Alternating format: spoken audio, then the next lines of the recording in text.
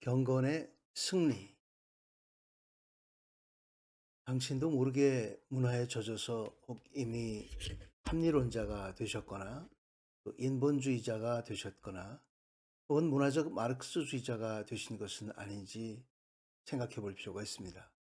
문화적 마르크스주의라고 하는 것은 사회 내 가족 구성과 성별, 인종, 문화적 정체성 등의 문제들에 대해서 비평 이론의 응용을 추구하는 자들 얘기하는 거죠.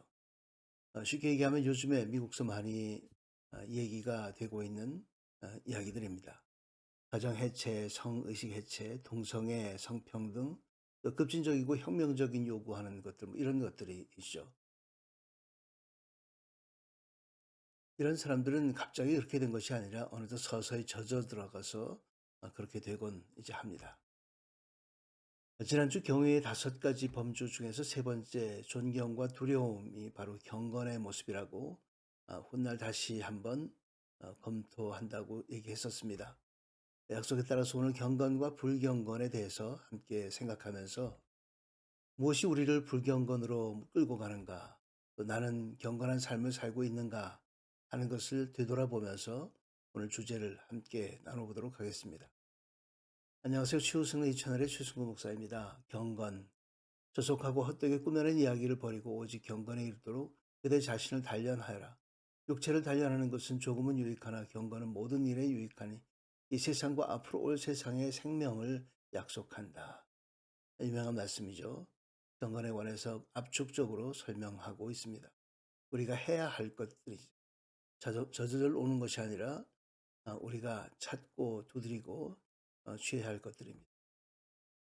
다른 종교에서 경건은 신들에 대한 적절한 주의와 두려움, 또 존경을 보여주는 그런 것들을 얘기합니다. 제물을 바치고 또 다른 문화적 활동들을 포함해서 그런 것들이 경건이라고 얘기하지만 성경은 다릅니다. 창조자와 구원자이신 하나님의 뜻에 대한 적극적인 순종을 의미합니다. 순종이라고 하는 것은 두려움과 감탄을 넘는 개인적인 어떤 헌신을 요구하는 거죠.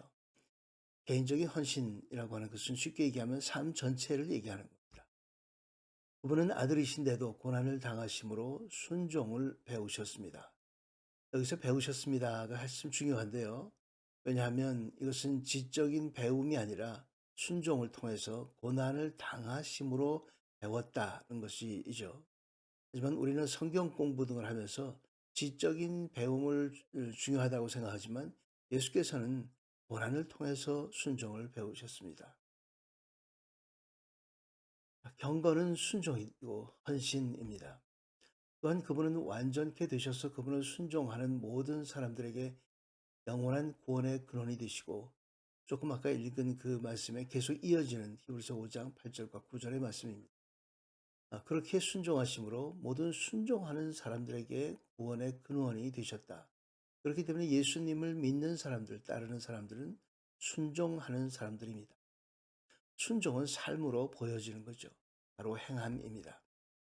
먼저 작업이 필요한데요. 세상에 속한 것, 허탄하고 망령된 그런 신화들을 버리라 그러죠. 버리는 일이 중요합니다. 그에게 해당하는 일이겠죠. 우리의 관심사가 세상 것이 되어서는 안 된다는 말씀입니다. 방향 전환입니다. 두 번째 경건은 영적 전쟁, 가치관 전쟁입니다. 육에 속한 사람은 하나님의 영적인 일들을 받아들이지 않습니다. 그에게는 이런 것이 어리석고 이해할 수 없는 일들입니다. 이런 일들은 영적으로만 분별되기 때문입니다. 고린도전서 말씀입니다. 만일 너희 속에 하나님의 영이 거하시면 너희가 육신에 있지 아니하고 영에 있나니 누구든지 그리스도의 영이 없으면 그리스도의 사람이 아니라. 로마서 8장의 유명한 말씀이죠. 하늘에 속한 사람과 영에 속한 사람과 또 육에 속한 사람의 차이입니다. 그렇게 아주 정반대의 차이를 보이기 때문에 그 가치관은 부딪힐 수밖에 없습니다. 우리는 물질 중심의 가치관의 강력한 영향력 하에서 우리는 살고 있습니다. 깜짝같이 자신도 모르게 혹은 묵시적 합의하에 불경건에 빠지게 됩니다. 아까 서두에 얘기한 그런 심지어는 그런 가족 해체와 성평등을 주장하는 이 이 문화적 마르크스주의자까지도 될 수 있다는 얘기입니다. 불경건은 오염입니다. 성경에 불경건은 오염이라고 분명히 기록이 되어 있습니다.